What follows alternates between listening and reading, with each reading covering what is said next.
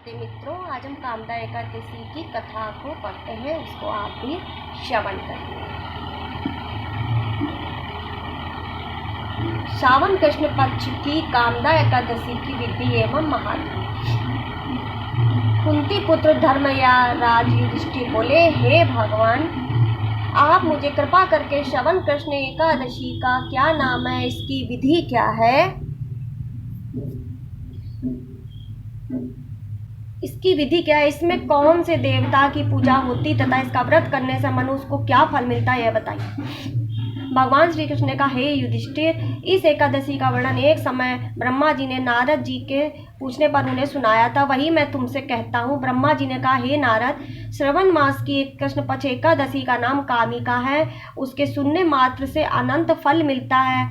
इस दिन शंख चक्र गदा पद्मधारी विष्णु भगवान का हरि माधव मधुसूदन आदि नामों से पूजन किया जाता है।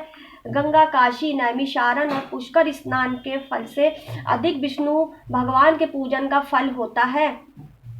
जो पुण्य फल सूर्य व चंद्र ग्रहण कर कुरुक्षेत्र और काशी में स्नान करने से, भूमि दान करने से, सिंह राशि के बृहस्पति में, गोदावरी और गंडक नदी में स्नान करने से प्राप्त होता है, वही फल विष्णु भगवान के पूजन से मिलता है। श्रावण मास में भगवान का पूजन करने से देवता, गंधर्व और सूर्य आदि सभी पूजित हो जाते हैं। अतः पापों को नष्ट करने के लिए मनुष्य को कामदा एकादशी का व्रत और विष्णु भगवान का पूजन श्रावण मास में अवश्य करना चाहिए।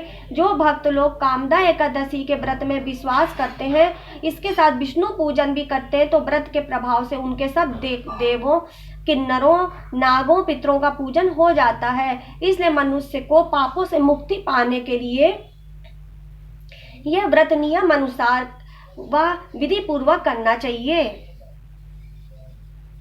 भगवान ने स्वयं बतलाया है, अध्यात्म विद्या से जो पुण्य मनुष्यों को प्राप्त होता है, उससे अधिक पुण्य तो कामदा एकादशी के व्रत से मिल जाता है। यह व्रत मनुष्यों को मरते समय नरक में जाने से बचाता है। इसके पुण्य प्रभाव से कोई योनि भी नहीं मिलती। जो व्रती इस एकादशी का व्रत करते हुए भक्ति पूर्वक तुलसी दल विष्णु भगवान को अर्पण करते हैं, वे पापों से दूर हो जाते हैं।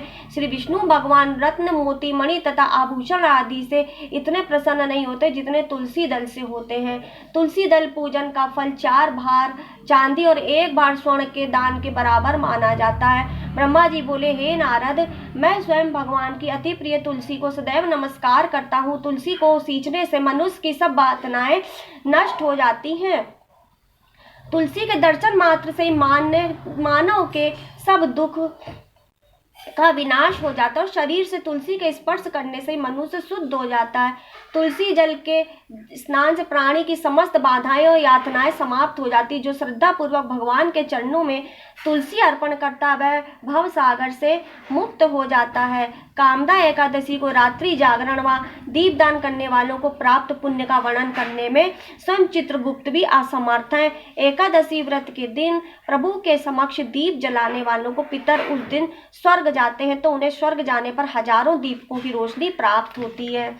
ब्रह्मा जी कहते हैं, हे नारद, ब्रह्म आत्मा तथा भ्रूण हत्या पाप से नष्ट कराने वाली इस कामदा एकादशी का व्रत मनुष्य को यत्न के साथ करना चाहिए।